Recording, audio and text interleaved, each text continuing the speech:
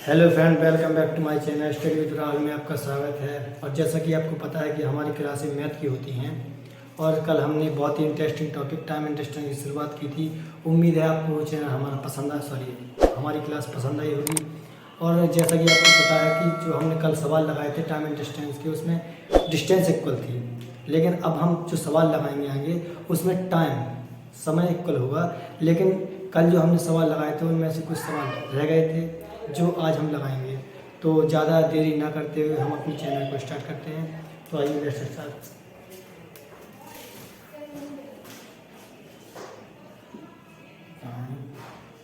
Time and distance.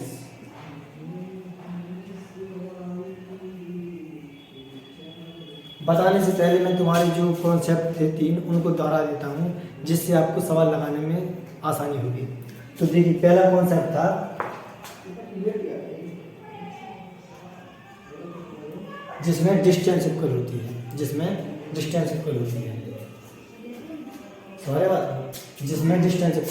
मतलब जब distance equal हो, जब डिस्टेंस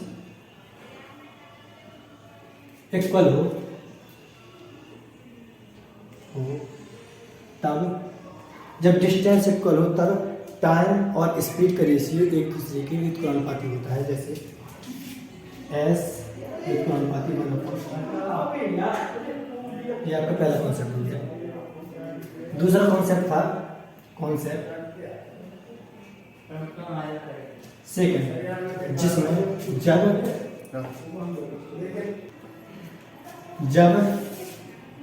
दूसरा कॉन्सेप्ट था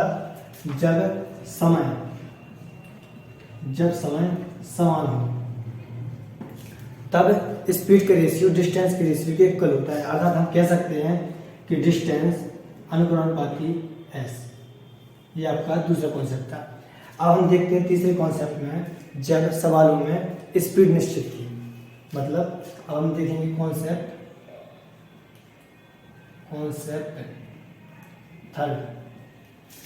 थर्ड देखेंगे, जब सवालों में स्पीड इक्वल हो। अर्थात हम कह सकते हैं कि डिस्टेंस का रेशियो टाइम के रेशियो के अनुक्रमानुपाती होगा। ये मैंने कल आपको 3 कॉन्सेप्ट बताए थे। उम्मीद है आपने ये समझे होंगे और आपको काफ़ी सवाल बने होंगे। तो अब हम जो कल सवाल रह गए थे, कुछ क्वेश्चन रह गए थे, उनको कर लेते हैं और ज़्यादा वक्त ना बर्बाद करते हुए इसको रफ करते हैं।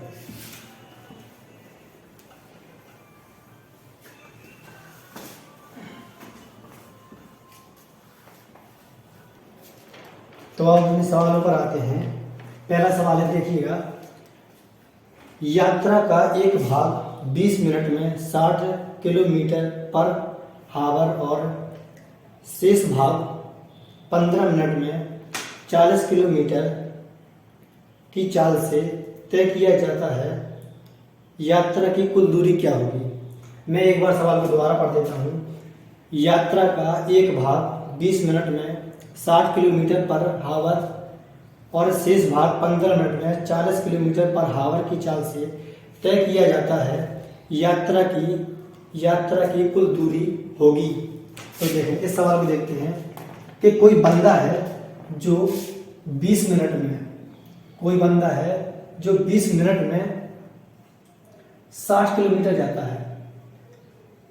मैं इस सवाल को या फिर मैं इन सवालों को बिना फॉर्मूले के बताऊंगा और आपको काफ़ी समझ में आएगा, ये उम्मीद है। 20 मिनट में 60 किलोमीटर मतलब 20 मिनट में तो वो तय करता है दूरी, लेकिन 60 किलोमीटर पर घंटा की चाल से जाता है। लेकिन अगर मैं देखूं इस सवाल में कि वह बंदा एक घंटे का मतलब क्या है, 60 मिनट में 60 किलोमीटर जाता है। 60 मिनट में 60 किलोमीटर जाता है। अगर मैं कहूँ उससे कि इसमें 3 का डिवाइड कर दूंगा तो क्या होगा, 20 मिनट में बंदा कितनी दूरी तय करेगा, 20 किलोमीटर।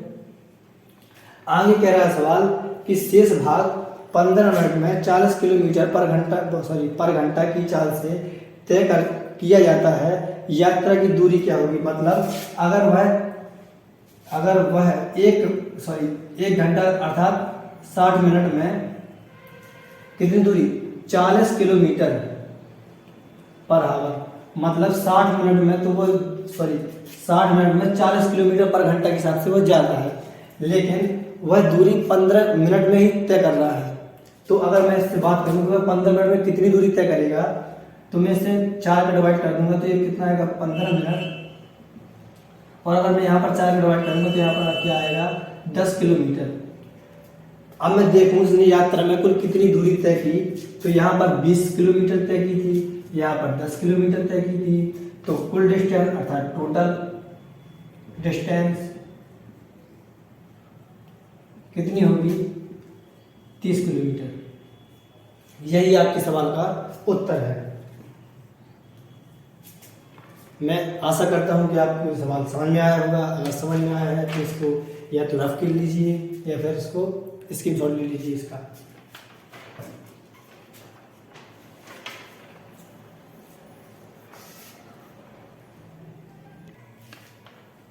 अब अगला सवाल देखते हैं। यदि एक व्यक्ति कुल यात्रा का 1/5 भाग कार से,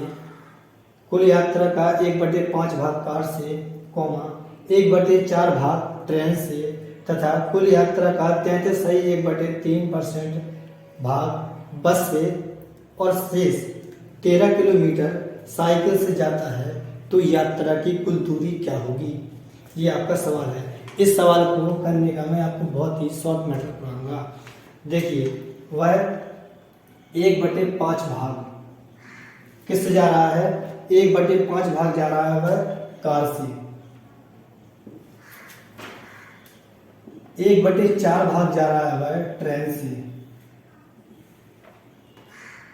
तथा कुल यात्रा का 33.1/3। अब आपको पता होना चाहिए कि 33.3% की फ्रैक्शन वैल्यू 1/3 होती है। 33.1/3% की फ्रैक्शन वैल्यू 1/3 होती है। तो वह 1/3 भाग बस से जाता है। 1/3 भाग बस से जाता है। अगर मैं बात करूं तो वह शेष दूरी 13 किलोमीटर की है जो साइकिल से जाता है, तो वह शेष दूरी कितनी है? शेष डिस्टेंस 13 किलोमीटर है। अब मैं देखूं, इसको बताने का मैं शॉर्ट मेथड बताता हूँ कि जो मतलब फ्रैक्शन है, ये फ्रैक्शन दी हुई है, इनके जो हर हैं डिनोमिनेटर उनका एलसीएम ले लो। 5, 4 और 3 का एलसीएम आपको पता है कितना होता है? 60 होता है। 60। सपोज कुल दूरी 60 किलोमीटर है। कुल दूरी 60 किलोमीटर है। अगर वह कार से 60 किलोमीटर की दूरी तय करेगा तो वह 1/5 भाग कार से तय कर रहा है। इसका मतलब ये है कि वह 12 किलोमीटर कार से जा रहा है। वह 12 किलोमीटर कार से जा रहा है, लेकिन अब वह ट्रेन से 1/4 भाग तय कर रहा है। इसका मतलब ये है कि वह 60 का 1/4 जा रहा है। इसका मतलब वह है कि ये 15 किलोमीटर ट्रेन से तय कर रहा है।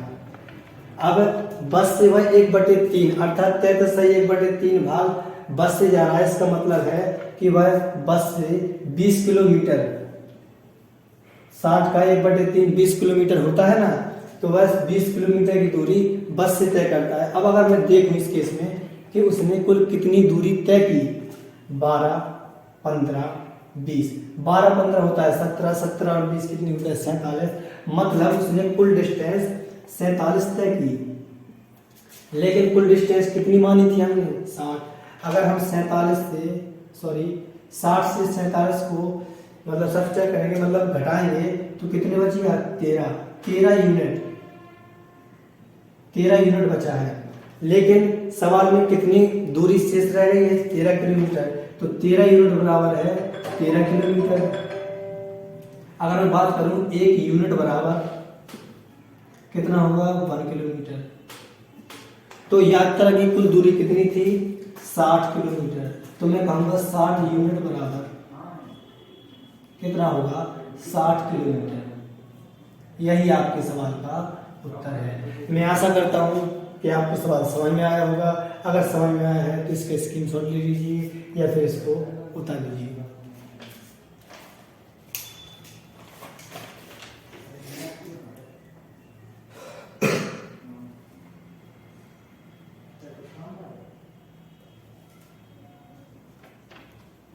चलो भाई रब करते हैं।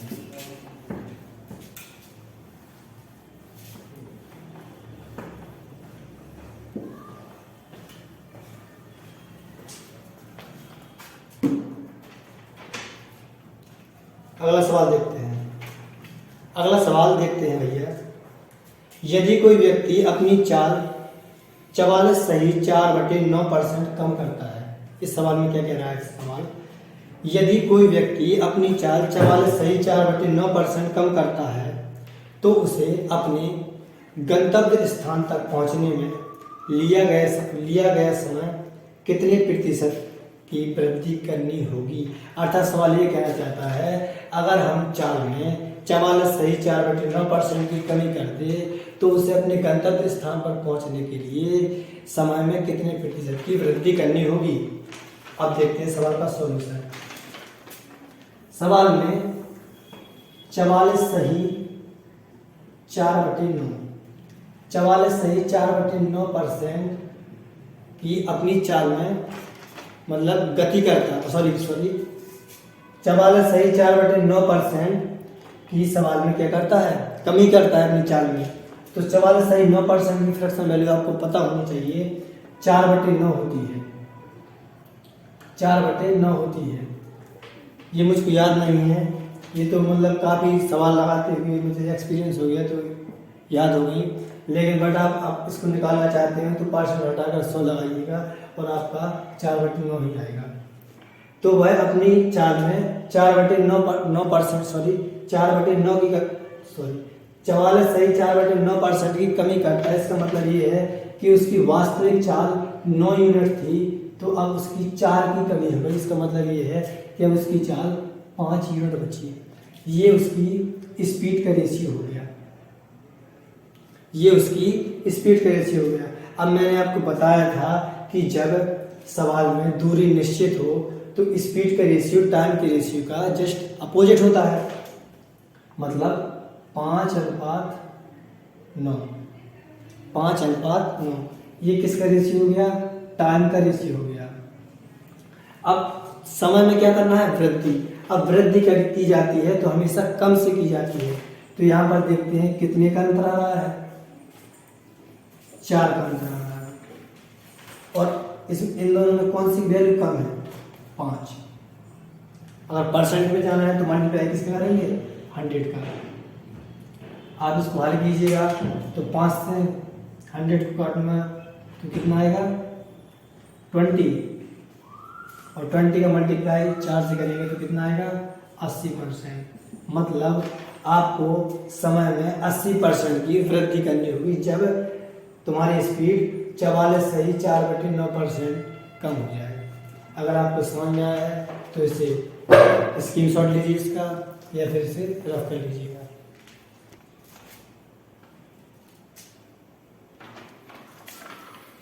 तो अगला सवाल देखते हैं। अगला सवाल देखते हैं भाइयों, अपनी सामान्य चाल की 40% गति से चलते हुए अपनी सामान्य चाल की 40% गति से चलते हुए एक व्यक्ति अपने गंतव्य स्थान पर 1 घंटा 30 मिनट में पहुंचता है तो गंतव्य पर पहुंचने का सामान्य समय और वर्तमान समय क्या होगा। यह आपका सवाल है। चलिए इस सवाल को लगाते हैं कि कोई व्यक्ति है जो अपनी सामान्य चाल की 40% गति से जा रहा है, मतलब 40% की फ्रैक्शन वैल्यू क्या होती है, या फिर 40% का मतलब क्या है, 2/5। परसेंट हटाना 100 लगाना उसको काट लेना तो 2/5 ही आएगा। तो इसकी सामान्य गति है जो कितनी है, 5 यूनिट, लेकिन जा किस गति से रहा है, 2 यूनिट से। तो ये किसका स्पीड का रेशियो हो गया, व्यक्ति की स्पीड का रेशियो हो गया। लेकिन अब वो क्या कह रहा है, तो आपको पता है कि जब डिस्टेंस इक्वल हो तो स्पीड का रेशियो टाइम के रेशियो के जस्ट उल्टा होता है। तो टाइम का रेशियो क्या होगा, 2:5 ये टाइम का रेशियो हो गया। अब देखो सवाल में 1 घंटा 30 मिनट अधिक लग रहा है, लेकिन यहाँ पर 3 यूनिट अधिक लग रहा है, तो मैं कह सकता हूँ कि 3 यूनिट बराबर 1 घंटा 30 मिनट का मतलब है 90 मिनट। 1 घंटा 30 मिनट का मतलब है 90 मिनट, तो मैं कहूँगा 1 यूनिट बराबर कितना आएगा भाई, 30 मिनट। मैंने पहली ही क्लास में बताया था कि ये होता है सामान्य समय, सामान्य समय, और ये होता है वर्तमान समय। तो अगर मैं देखूं 1 यूनिट बराबर 30 मिनट है, तो 2 यूनिट बराबर 60 मिनट, और 5 यूनिट बराबर कितना होगा भाइयों, 5 3 15, 150 मिनट। मैं इसको लिख सकता हूँ 1 घंटा, और मैं इसको लिख सकता हूँ 2 सही 1/2 घंटा। मैं आशा करता हूँ कि आपको ये सवाल समझ में आया होगा। अगर समझ में आया है तो चैनल को लाइक कीजिए, सब्सक्राइब कीजिए और शेयर कीजिए। इसका स्क्रीनशॉट ले लीजिए या फिर इसे रफ कर लीजिए।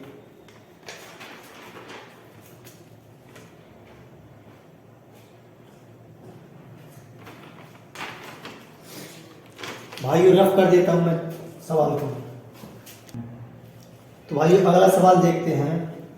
अपनी सामान्य गति के 33.1/3% से चलने पर एक व्यक्ति को 40 मिनट की देरी होती है। अपनी सामान्य गति के 33.1/3% से चलने पर एक व्यक्ति को 40% की देरी होती है, तो यात्रा का सामान्य समय क्या होगा। ये मैंने सवाल काफ़ी लगा दिए हैं, तो मैं उम्मीद करता हूँ कि अब आपको बनने लगे होंगे। इसी सवाल के बाद मैं अपने नए टाइप पर चलूँगा। तो देखिए सवाल, इस सवाल में जो सामान्य गति के 33.3% से चल रहा है, 33.3% की फ्रैक्शन वैल्यू मैंने एक सवाल में बताई थी कितनी होती है, 1/3। मतलब उसका सामान्य समय 3 यूनिट है, तो वह 1 से चल रहा है। मतलब सामान्य समय 3 यूनिट है, तो वह 1 से चल रहा है। ये क्या हो गया, क्या गलती होगी क्या, अरे सॉरी यार, ये स्पीड है, तो उसकी वास्तविक स्पीड 3 है, तो वह 1 से चल रहा है। तो ये किसका रेशियो हो गया, स्पीड का रेशियो हो गया। लेकिन जब मैंने बताया था कि जब डिस्टेंस इक्वल हो तो टाइम का रेशियो डिस्टेंस के रेशियो जस्ट उल्टा होता है। तो स्पीड का रेशियो ये है, सॉरी डिस्टेंस का स्पीड का रेशियो ये है, तो टाइम का रेशियो 1:3 होगा। अब यहाँ पर देखते हैं कि यहाँ पर कितनी यूनिट की कमी हो रही है, 2 यूनिट की। लेकिन सवाल में 44 मिनट की देरी हो रही है, तो मैं कह सकता हूँ कि 2 यूनिट बराबर 44 मिनट, तो 1 यूनिट बराबर 20 मिनट। अगर मैं पूछूं सामान्य समय क्या है, तो 1 यूनिट बराबर क्या होगा, 20 मिनट। और अगर मैं इसी सवाल में पूछ लेता कि सामान्य समय क्या है, तो सॉरी सामान्य नहीं, वर्तमान समय, तो 3 यूनिट बराबर क्या होता, 60 मिनट, मतलब 1 घंटा। मैं उम्मीद करता हूं कि आपको सवाल समझ में आया होगा। अगर समझ में आया है तो इसे रफ कर लीजिए या फिर इसका स्क्रीनशॉट ले लीजिए।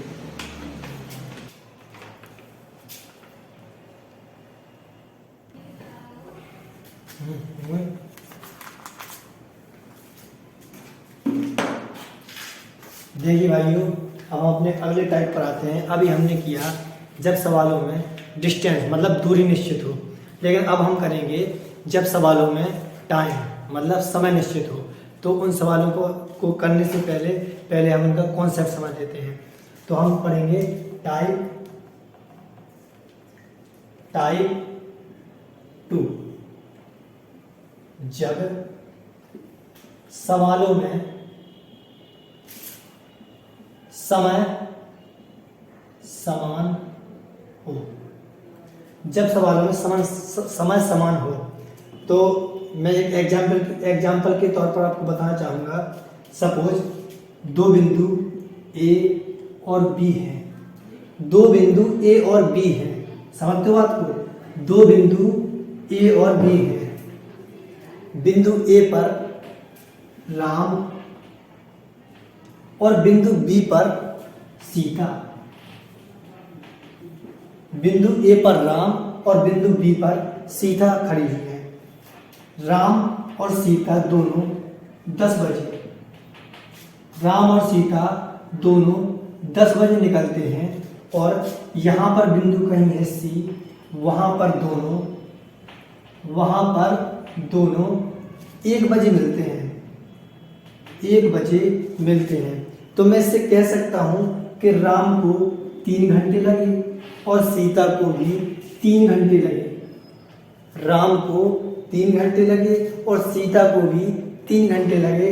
तो मैं इस केस में कह सकता हूँ कि टाइम समान है। कह सकता हूँ कि नहीं कह सकता कि टाइम समान है। अगर ये वाला हो गया मतलब फर्स्ट केस, ये हो गया मतलब जब समय समान हो तो उसमें ये हो गया फर्स्ट केस। अब दूसरा केस हम देखते हैं। दूसरा केस होता है भाइयों कि सपोज बिंदु ए और बिंदु बी, ये दो बिंदु हैं, ये बिंदु ए, ये बिंदु बी, ये दो बिंदु हैं। बिंदु ए पर एक सिपाही है, बिंदु ए पर एक सिपाही है और बिंदु बी पर एक चोर है। ठीक, तो बिंदु ए पर तो सिपाही और बिंदु बी पर चोर है। तो मैं अब आपको बताना चाहूँगा कि जब चोर सिपाही को देखता है तो वह भागना इस तरफ चालू करता है, इस तरफ तो भागेगा नहीं क्योंकि वो चोर है। और जब सिपाही चोर को देखता है तो सिपाही चोर को पकड़ने के लिए इसी तरफ भागेगा। अब आप ये बताइएगा, अगर चोर ने इसको अगर सिपाही ने चोर को पकड़ लिया तो आप बताइए चोर की स्पीड ज़्यादा होगी कि सिपाही की स्पीड ज़्यादा होगी? जाहिर सी बात है सिपाही की स्पीड ज़्यादा होगी, तभी तो उसने चोर को पकड़ लिया है। तो इस केस में सपोज कि सिपाही 10 बजे चलता है और चोर भी 10 बजे भागता है और वहाँ पर 12 बजे सिपाही चोर को पकड़ लेता है। तो मैं इस केस में कह सकता हूँ कि चोर को भी 2 आवर्स का समय लगा और सिपाही को भी 2 आवर्स का समय लगा। क्लियर है? एक बार समझ लीजिए इसको, क्वेश्चन कराता हूँ। ये रब करना है।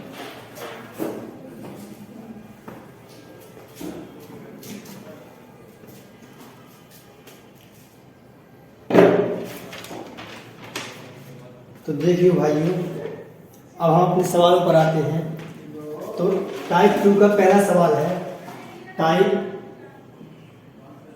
2 का पहला सवाल है, रामू और श्यामू एक दूसरे से मिलने के लिए क्रमशः ए व बी बिंदु से निकलते हैं। रामू और मोहन की चाल क्रमशः 10 किलोमीटर पर घंटा तथा 15 किलोमीटर पर घंटा है। मिलने के वक्त मोहन रामू से 40 किलोमीटर अधिक चल चुका था। कुल दूरी होगी। अब आप इससे बता सकते हैं कि मोहन की चाल ज़्यादा है तो वो ज़्यादा दूरी चलेगा कि नहीं चलेगा? तो मैं आपको इस सवाल का सॉल्यूशन बताऊंगा। सपोज कि 2 बिंदु ए और बी है, 2 बिंदु ए और बी है। बिंदु ए पर रामू और बिंदु बी पर मोहन है। बिंदु ए पर रामू और बिंदु बी पर मोहन है। रामू की जो चाल है 10 किलोमीटर पर आवर और मोहन की जो चाल है वो 15 किलोमीटर पर आवर है। रामू और मोहन यहाँ पर कहीं बिंदु सी है, चलो यहाँ पर मान लेते हैं क्योंकि मोहन तो तेज गति से आ रहा है, तो यहाँ पर कहीं बिंदु मान लेते हैं। यहाँ पर बिंदु सी है तो वहाँ पर रामू आया और वहीं पर मोहन आया। लेकिन मोहन ने 400 किलोमीटर की दूरी अधिक तय कर ली, लेकिन रामू और मोहन को समान समय लगा। उसी समय में, सवाल में कहा है ना, उसी समय में, हाँ सही। तो रामू की, अब मैं देखूंगा कि रामू और मोहन, इनकी चालों का अनुपात क्या है, तो 10:15 की स्पीड हो गई। अब मैंने बताया था जब टाइम समान हो तो स्पीड का रेशियो स्पीड का रेशियो डिस्टेंस के रेशियो का बराबर होता है। तो देखिए अगर मैं इसको काट दूं तो क्या होगा, 2:3। ये किसका रेशियो हो गया, डिस्टेंस का। सवाल में मोहन 400 किलोमीटर की दूरी अधिक तय कर रहा है। सवाल में मोहन 400 किलोमीटर की दूरी अधिक तय कर रहा है, लेकिन यहाँ पर 1 यूनिट की दूरी तय कर रहा है। ठीक है, तो मैं अगर इसको देखूं 1 यूनिट बराबर क्या होगा, 400 मीटर। अब सवाल में आपके पूछा है कि कुल दूरी क्या होगी, सवाल में आपसे पूछा है कुल दूरी क्या होगी, तो कुल दूरी कितनी दी गई है, 2 और 3 5। जब 1 यूनिट बराबर 400 तो 5 यूनिट बराबर 4 5 20, 2000 मीटर। और आपको पता है, मैंने आपको पहली क्लास में बताया था कि 1 किलोमीटर में 1000 मीटर होते हैं। तो मैं इससे कह सकता हूं कि 2 किलोमीटर, कि इन दोनों के बीच की दूरी 2 किलोमीटर है। अगर आपको सवाल समझ में आया है तो इसको रफ कर लीजिए या फिर इसका स्क्रीनशॉट ले लीजिए। फिर अगले सवाल पर चलते हैं।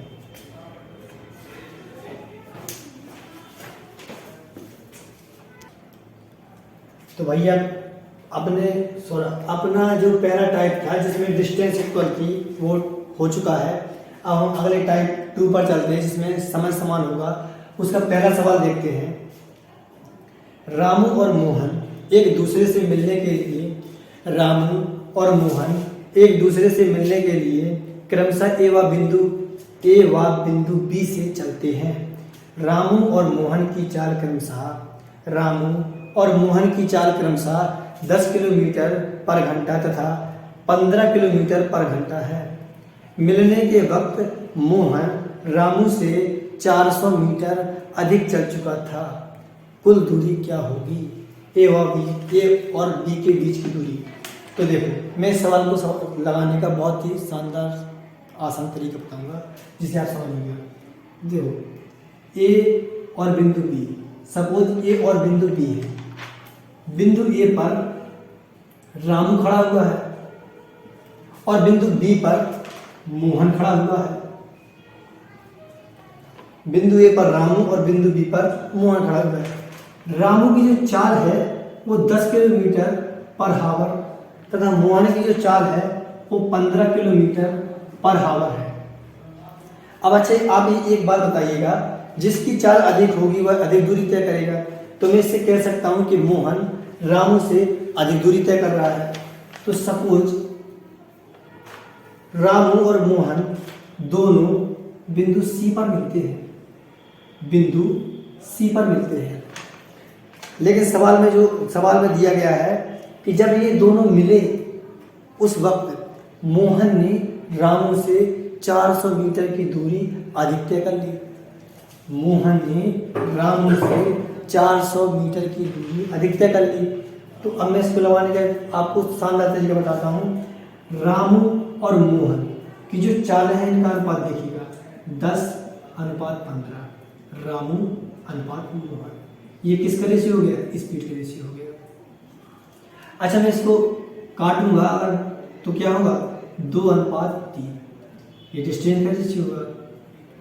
और मैंने आपको सवाल लगाने से पहले ही बता दिया था कि जब समय समान हो तब डिस्टेंस का रेशियो स्पीड के रेशियो के जस्ट बराबर होता है। तो अच्छा आप ये बताइए यहाँ पर कितने यूनिट अधिक लग रहा है, यहाँ पर कितने अधिक यूनिट डिस्टेंस तय की है मोहन ने, तो 1 यूनिट। और सवाल में 400 मीटर, 1 यूनिट की वैल्यू कितनी आ गई, 400 मीटर। अच्छा कुल डिस्टेंस कितनी होगी, 2 और 3 5, तो 5 यूनिट बराबर 2000 मीटर। और भाइयों जब मैंने अपनी क्लास शुरू की थी तब मैंने आपको बता दिया था कि 1 किलोमीटर में 1000 मीटर, सॉरी 1 किलोमीटर में 1000 मीटर होते हैं, तो 2000 मीटर में 2 किलोमीटर होगा। मतलब ए और बी के बीच की दूरी 2 किलोमीटर होगी। अगर आपको सवाल समझ में आया है तो हमारे चैनल को लाइक कीजिएगा, सब्सक्राइब कीजिएगा और आप इसको रफ कर लीजिए या फिर स्क्रीनशॉट ले लीजिए। तो भाइयों अब अगला सवाल देखते हैं इसी टाइप का।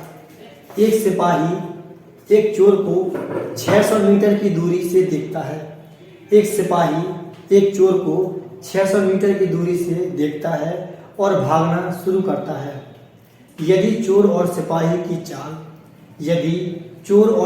की चाल 10 किलोमीटर पर घंटा और 12 किलोमीटर पर घंटा है, तो पकड़े जाने से पहले चोर कितनी दूरी तय कर चुका होगा।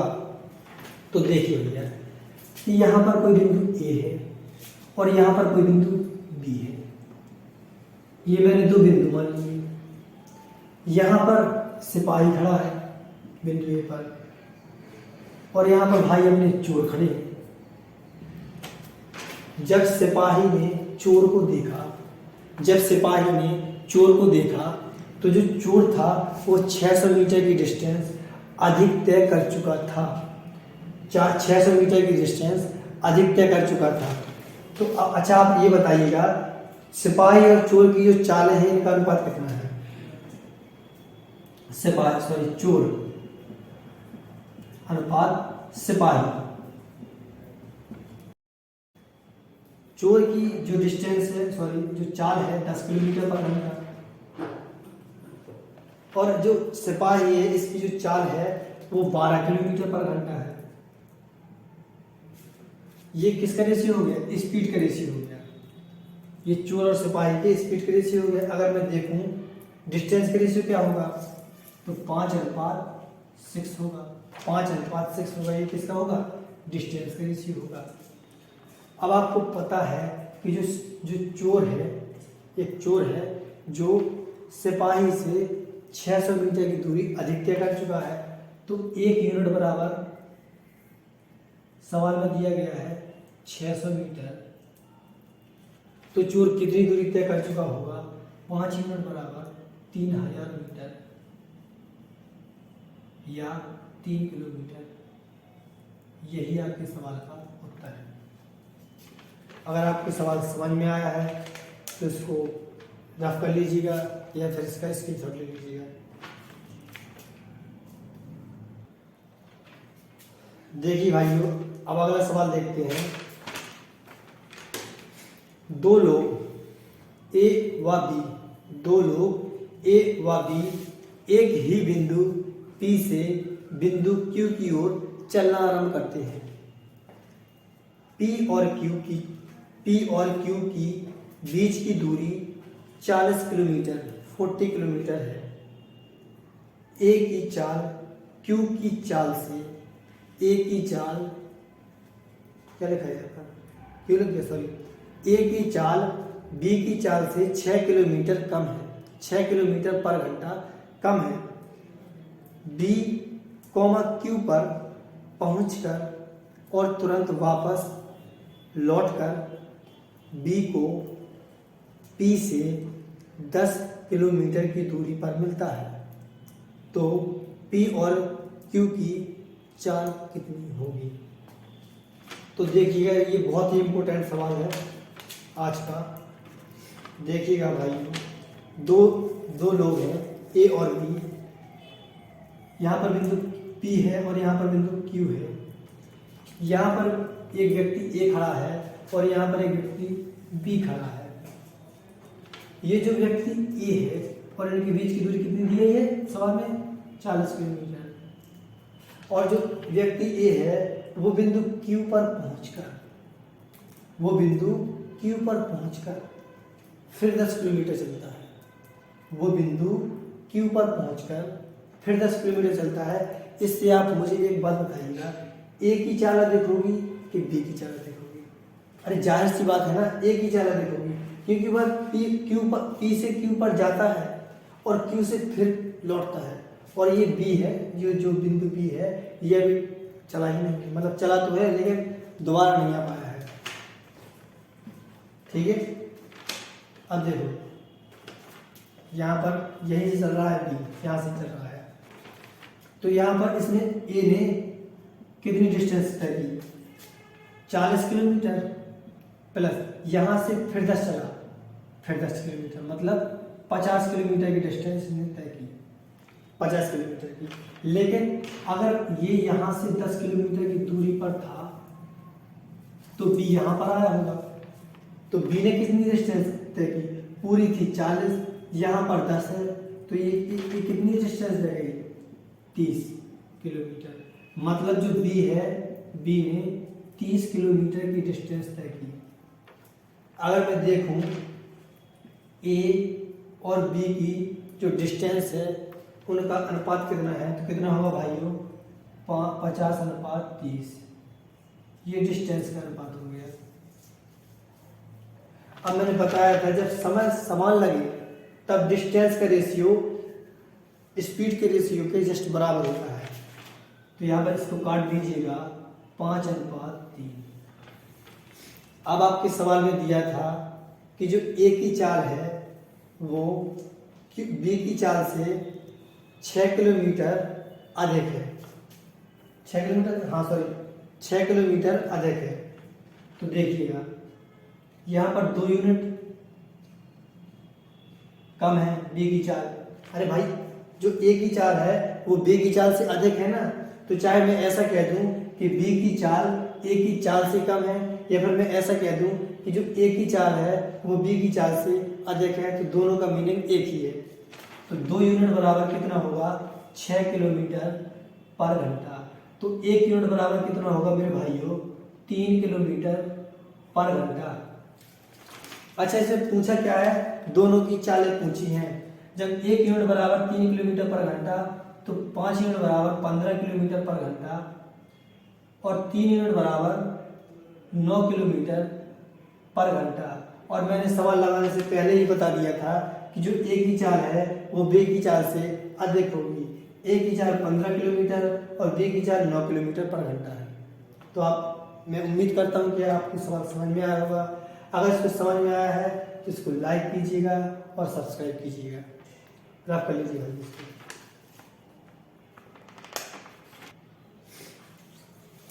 तो भाइयों अब अगला सवाल देखते हैं इसी पैटर्न का। एक व्यक्ति किसी निश्चित दूरी को 15 किलोमीटर, क्या लिखा है ये, 15 घंटे में तय करता है। एक व्यक्ति किसी निश्चित दूरी को 15 घंटे में तय करता है। यदि वह अपनी सामान्य चाल में 1/10 की कमी करता है तो वह उतने ही समय में 10 किलोमीटर कम चलता है। तो व्यक्ति की वास्तविक चाल क्या होगी भाइयों?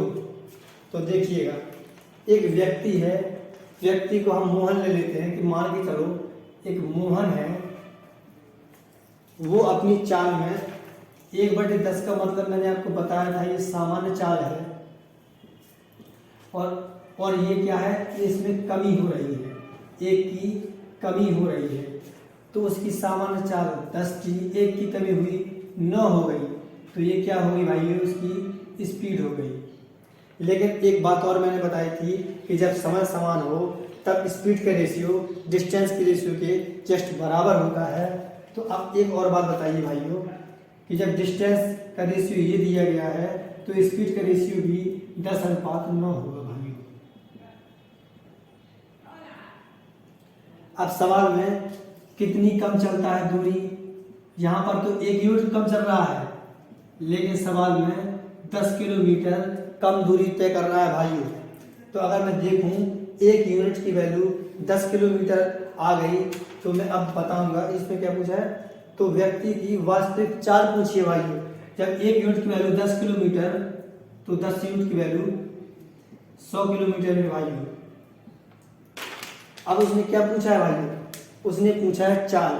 तो ये व्यक्ति था, ये 15 घंटे में अपनी दूरी तय कर रहा था, तो समय कितना था, T = 15 आवर। अगर मैं देखूँ स्पीड बराबर होता है डिस्टेंस अपॉन टाइम, तो डिस्टेंस है अपनी 100 किलोमीटर, टाइम है अपना 15। तो इसको अगर मैं डिवाइड मतलब काटूंगा, 5 से काट देता हूँ, 5 से काटूंगा तो यहाँ पर क्या आएगा 20, यहाँ पर 5 से काटूंगा 3, तो मैं इसको लिख सकता हूँ 6 सही 2/3 क्या है किलोमीटर पर आवर। अगर भाई आपको ये चैनल अगर ये आपको सवाल समझ में आया है तो मेरे चैनल को लाइक कीजिएगा, सब्सक्राइब कीजिएगा और ज़्यादा से ज़्यादा लोगों को शेयर कीजिएगा। धन्यवाद भाइयों, आज की वीडियो यहीं पर समाप्त करते हैं। अगर आप सच्चे देशभक्त हैं तो मेरी ओर से और अपनी ओर से बोलिए जय हिंद।